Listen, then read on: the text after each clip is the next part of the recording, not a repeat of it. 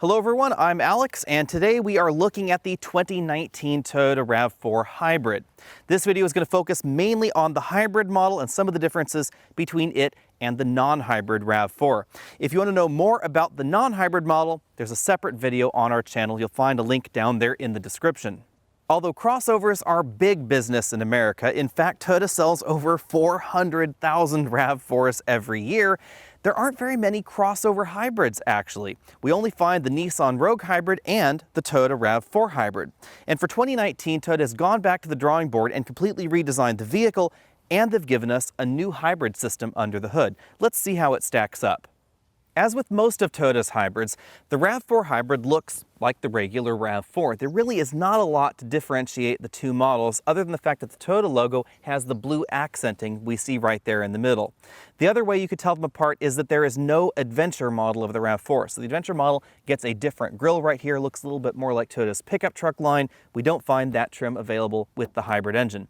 We do, however, have full LED headlamps, although the turn signals are still incandescent in this design, and then fog lamps down below. As a company, Toyota has been very aggressive at bringing their latest active safety technologies down to even their lower end and base trims. That's a little bit different than we see from some of the competition.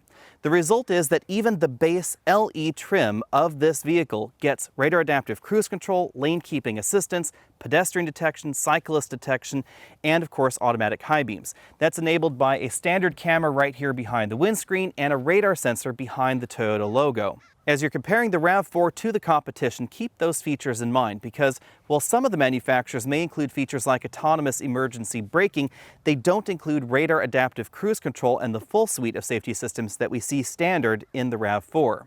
In terms of overall length, Toyota has bucked the trend and they haven't made this generation of RAV4 bigger than the last. In fact, the hybrid model is actually ever so slightly shorter than the 2018 hybrid. If you get the non-hybrid adventure model, then it does get a hair longer, but that's really just a different bumper up front. They've also decided to give this generation of RAV4 a little bit more style than in the past. So you can see we have a contrasting roof option. You can get a black roof or a white roof, and there's some different color combos available. The trim we're looking at in this video is the XSE trim. So we have these blacked out arches right there, blacked out sills in the bottom, blacked out wheels, and then of course the blacked out trim front and rear. Out back, the hybrid and non-hybrid look very much alike. Since we're in the XSE again, we get those blacked out portions there, but all models get those dual tailpipes down there. And really, again, the only way you can tell the difference is the blue trim in the Toyota logo and the hybrid badge there on the side. Now that we've established that the RAV4 Hybrid looks like a RAV4 with a hybrid system under the hood, let's talk about that hybrid system. The basis of it is a 2.5-liter naturally aspirated 4-cylinder engine. It runs on the Atkinson cycle and now features direct injection. It's basically the same engine that we find under the hood of the Camry Hybrid, but the rest of the hybrid system has been tweaked a little bit in order to be stuffed under this hood and provide a more pleasant experience in a crossover. The big difference between this and the Camry is that this vehicle has an electric all-wheel drive system. That's quite different than the hybrid system we find under the hood of the Nissan Rogue, which actually uses a mechanical all-wheel drive system. The electric motor unit in the rear is unique to the RAV4 at this time. It produces 54 horsepower and 89 pound-feet of torque. Coupled with the motor generator unit up front that is good for 118 horsepower and 149 pound-feet of torque, we get a system total of 219 horsepower when everything is working together and an undisclosed amount of torque, but I'm estimating is probably somewhere around 240 or so. Combined fuel economy comes in at 39 miles per gallon combined, which is 10 to 12 miles per gallon better than the non-hybrid RAV4. But even more notable than that, performance is significantly better in the hybrid model than the non-hybrid model. This is nearly a full second faster 0 to 60, as we'll discuss in the drive section. I receive a lot of questions about Toyota's electric all-wheel drive system in their hybrid model, so let's talk about that a little bit now. Because there is no mechanical connection between the engine and the back wheels right back here, the most power you can ever send to the rear axle in this vehicle is 54 horsepower and 89 pound-feet of torque. That compares to just a little over 200 horsepower on the front axle, basically the same power output that you can experience in a Toyota Camry Hybrid. Toyota has continually worked to improve the capability of their electric all-wheel drive system. We see that when you compare, for instance, this vehicle to the very first Lexus hybrid out there that had an electric axle in the back, and then the subsequent Toyota and Lexus products since. The two key things to remember about this system are that we can never send as much power to the rear axle as you can with the mechanical all-wheel drive system in the non-hybrid RAV4. And the second thing is that the way this system behaves is different than the non-hybrid RAV4 as well. We don't have any mechanism to lock the rear axle in this vehicle. It's a single electric motor with an open differential, so it is depending on the brake-actuated traction control system to brake a spinning wheel and send power across the rear. Because there's no mechanical connection front to rear, but the engine has to rev up in order to send the maximum power to the rear wheels, you will end up getting more front wheel slip in order to send power to the rear than you'd get in a traditional all-wheel drive setup. That's the other important thing to remember. It's really obvious when you get this vehicle out on a slightly rougher road, like the off-road course that we were able to test this vehicle on. When you look at the vehicle going over moguls versus the mechanical all-wheel drive system, you'll notice that there's an awful lot more front wheel slip, an awful lot more rear wheel slip, but the system still gets you where you want to go. And that is the other important thing. If you're living in a snowy area or you just do mild off-roading, this hybrid system is going to be more than capable for most of you. It's just important to remember its limitations and that it's going to feel different. A common complaint about the last generation RAV4 was that overall ground clearance was a little on the low side. It could be as low as 6.1 inches. But a little known fact is that the RAV4 Hybrid actually got more ground clearance than the non-hybrid model in the last generation. Now that's a little bit different in this generation. All versions of the RAV4 will get 8.1 inches of ground clearance, non-hybrid or hybrid, and then if you get the Adventure package, which is not available with the hybrid system, then you get 8.6 inches, which is actually among the highest now. As you'd expect from Toyota, the seat design is exactly the same as the non-hybrid model. So since we're driving the XSE, we have a two-way adjustable lumbar support, power driver's seat, tilt telescopic steering column with a large range of motion. You can get the hybrid in a variety of different trim levels, including the top-end limited trim, which would get you a two-position seat memory over there on the driver's door. But the passenger seat does not have the same range of motion as the driver's seat in basically any of the versions. Overall headroom is pretty generous for this segment. We're driving the model with the panoramic moonroof, and I have about 1.5 inches to 2 inches of headroom left sitting up front. Now it is worth noting that if you're a taller person and you really want a lot of headroom, you'll get about 2 inches more headroom if you don't get the moonroof. Thanks to the extra height in the RAV4, the rear seats do not move upwards like we see in the Toyota Camry Hybrid. And that means I have the same amount of headroom back here as in the non-hybrid model. Again, this model has the panoramic moonroof. It doesn't go all the way back there to my head if I lean my head back, but if I sit in a more upright position, I have about 1 inch left or so of headroom. If you get the standard size moonroof, then you actually get a little bit more headroom because the roof doesn't start curving back until right around here. There's still plenty of room if I want to sit in the middle seat. So this is the kind of vehicle that you could very easily put several adults across the back in relative comfort. And even here, I still have a decent amount of headroom left. Scooting all the way over to the right, I have about 3 or 4 inches of legroom left. This is actually, I think, a little bit more comfortable in the back than the current generation Nissan Rogue Hybrid. Much like the new Toyota Camry, they were able to package the battery under the rear seats without taking up any room in the cargo area. So we have the same kind of cargo capacity that we find in the non-hybrid RAV4. Versus the last generation hybrid, the rear seats now move in exactly the same way as the non-hybrid model, and that means that there is no bump up. So if we want to push luggage right there from the cargo area right up there onto the rear seat backs, you can definitely do that. If we lift up the load floor, we also find a spare tire in the hybrid model, along with the same load floor in the regular RAV4 that has a 2-height setup. So we can actually push that down to the lower height and get a little bit more room. Of course, the spare tire and its easy access really is the novelty here, because if you look at the Nissan Rogue, they actually positioned the battery sort of where the third row seat would fold into that vehicle, and it makes getting to the spare tire really tricky. The interior of the hybrid is basically the same as the interior of the non-hybrid. The model that we're in has the optional panoramic moonroof. It's a little bit smaller than some of the competitions, but as you can see, really extends just back there to the rear passenger compartment, which makes the cabin feel nice and airy. We have height adjustable shoulder belts and height adjustable headrests. The XSE trim that we're driving has this contrasting blue stitching, which gives an interesting pattern to the center of the seat backs right there. These seats are just heated, although ventilated seats are available in different trims of the new RAV4. Upper end trims feature a larger portion of soft touch materials on the front door, so we have a soft touch upper section, and this entire middle section is also a soft touch material. As you move down to the lower end trims, then things drop down to just a soft touch armrest. The overall dashboard design is very much like the non-hybrid model as well. Since we're in the XSE trim, we have the blue stitching right there in the injection molded dashboard. This is after stitch, it's not actually multiple pieces of material.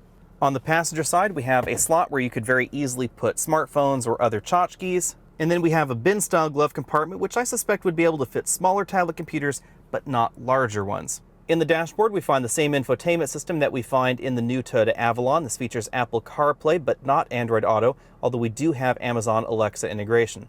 A 7-inch LCD is standard. This particular vehicle has the optional 8-inch LCD with the optional factory navigation feature. We have 2 air vents right below that, the optional dual-zone automatic climate control, controls for the heated seats right there, USB input, 12-volt power port, wireless charging tray, and then because we are in the hybrid model, we have some different buttons than we find in the non-hybrid version. Obviously an EV mode button there like other hybrids in the Toyota lineup. We have a trail mode for the E all-wheel drive system, and then we have Eco, Sport, and then Normal for the rest of the drivetrain. Electric parking brake, auto brake hold, and a pretty traditional console shifter. This is a mechanical design, not an electric joystick, so drive is down there. Sport mode is over to the left, and then we push away from the driver for gear up, pull towards the driver for gear down. Between the front seats, we find 2 very large cup holders, easily able to accommodate large takeout drinks, and then a softly padded armrest. This opens to reveal a storage cubby exactly the same size as the non-hybrid model. We have 2 USB charge-only ports right there inside. The instrument cluster is a variation on the theme that we see in the non-hybrid model. Instead of a tachometer, we have a power gauge over here in this trim. Our model has the larger LCD in the middle. If you get the models lower than this with the smaller LCD, then we actually have a physical speedometer over there on the right. The steering wheel is a round steering wheel, basically the same steering wheel that we find in the Toyota Camry. We have a split spoke at the bottom. On the left, we have the controls for that multifunction LCD, back button, phone button, voice command, volume up and down, and then we have the track forward button and mode button over here on the right. Because radar adaptive cruise control is standard, you'll find those buttons right over here, along with the button for the lane keeping assistance. In our preliminary 0 to 60 tests, this model managed the feat in 7.14 seconds. Compared to the gasoline-only model, this was nearly 9/10 of a second faster. That all has to do with the way that the hybrid system is delivering the power. Thanks to the electric motors, we get an awful lot of low-end torque, and then of course this engine can stay at its optimum power band to give you maximum acceleration. The non-hybrid RAV4 has to shift gears about 3 times by the time you hit 60, and shifting gears takes time, so that does detract from the overall 0 to 60 score. As you compare that score to some of the competition, keep in mind that we are driving essentially the top-end trim of the RAV4 Hybrid, which has this large panoramic moonroof, and that does add extra weight. This is the heaviest version of the RAV4. Compared to the competition, this is actually faster than the Honda CR-V Turbo, and it is likely going to be about as fast as the new Mazda CX-5 Turbo, because even though that has more power than this and probably more torque than this, it actually has a 6-speed automatic, and the gear ratios aren't going to be quite as advantageous. When it comes to the overall braking score, we don't have official numbers, but expect this to be longer than the regular versions of the RAV4 thanks to the added weight. My guess is going to be right around 120 to 125 feet 60 to 0. We should have final numbers when we can get our hands on this for a complete week. Although the hybrid version is definitely the fastest RAV4, this is not going to handle as well as the RAV4 regular models with the torque vectoring axle. You'll find that in the top-end limited trim of that gasoline-only model. That version has the ability to send more torque to a single rear wheel than this vehicle does, because the electric rear axle in this vehicle is actually open. That means that this vehicle has no ability other than using the brakes to send power left to right. On the flip side of things, when you're going about 30 or 40 miles an hour at higher speeds, this vehicle seems to be sending a little bit more power to the rear axle than we find in that gasoline-only version. In the gas version of the RAV4 for 2019, it seems to taper off the amount of power that's going to the rear as you approach about 50 miles an hour or so. So if you're on a more sweeping, winding mountain road like this, where you're going 40, maybe 50 miles an hour, then this actually does have a decent sporty feel to it, but it still feels heavier and perhaps a little bit bigger driving than the gasoline version of the RAV4. Now on the flip side, it seems to have a positive impact on the overall ride score, because this is a little bit more comfortable than the gasoline-only RAV4, and I would actually give this sort of a half grade better when it comes to the overall ride. In terms of cabin noise, the two vehicles are very similar, as long as we're talking about road noise only. But we do get a little bit more engine noise in this cabin, and the engine noise is sometimes more pronounced because the engine is going to rev a little bit higher as you're climbing hills. This engine alone does not produce as much torque as the regular non-hybrid version of the RAV4, so it does have to rev higher in order to help you climb those hills. Now, if you're just driving around town, then the hybrid system actually has a benefit when it comes to cabin noise because it can spend a great deal of time with the engine off, and that will obviously make the cabin a little bit quieter. Bearing in mind that this is a first drive review and we haven't had this on our own home turf to test fuel economy averages, I still expect this to beat the EPA fuel economy scores, and that's based on our last time in the RAV4 Hybrid, as well as our time in the Toyota Camry Hybrid, which again, this system is largely based upon. Toyota's hybrid systems have long delivered excellent fuel economy, especially if your driving cycle favors in-city driving. This latest version of the Toyota hybrid system has improved on a few points versus the last generation. We can now operate in EV mode at higher speeds, which again helps improve overall fuel economy, and they have the ability to send a little bit more power to the rear axle. Toyota tells us that for this generation of RAV4, rather than having about a 10% sales mix, they expect the hybrid to account for about 20 to 25% of all RAV4 sales. That makes a lot of sense to me actually, because Toyota has reduced the price in this generation of RAV4. The toll is now about $800 to get that extra fuel economy. They're offering the hybrid system across a variety of different trim levels, and this really is a no compromises hybrid model. We actually get significantly better performance than the regular gasoline only version, and we get that 10 extra mpg. Although handling does suffer a little bit and overall driving engagement does suffer a little bit from the hybrid system, other than that, there's really no penalty to be had. The battery is located under the back seat right there. We get the faster acceleration, the improvement in fuel economy. You'll probably save money in this vehicle over time. And thanks to Toyota's continual improvements of their hybrid system, it doesn't feel as unusual as previous generations did. It's also worth noting that although this vehicle does not use a true CVT, it feels like one out on the road, and so many of the competition now uses continuously variable transmissions in order to help improve fuel economy that the overall driving feel out on the road is actually fairly normal for this compact crossover segment. So the CVT-like behavior of this hybrid system no longer stands out like it once did. If you want a 2019 RAV4, you'll have to wait until December for the non-hybrid models, and rather unfortunately, probably April of 2019 for the hybrid trims that we're looking at right here, because those are going to be delayed a little bit. If you have the patience, then a hybrid RAV4 will set you back $27,700 starting. That's for the base LE trim. Now keep in mind that base LE trim does come with the electric all-wheel drive system standard. That's actually about a $1,000 discount over the 2018 model year. That's kind of an interesting twist because the rest of the RAV4 lineup has actually gotten more expensive than the 2018 model. The result of that price cut is that even if you lease a RAV4 for 3 years, you're likely still going to see an actual fuel economy savings versus the non-hybrid model. And if you buy one and keep it for 10 years, the savings is going to be pretty big. $30,000, which is a pretty average price to pay for a vehicle in this segment, would buy you an XLE hybrid, which I think really is the sweet spot for the RAV4 overall in my mind. But if your pockets are a little bit deeper, you could step up to the $35,700 limited trim.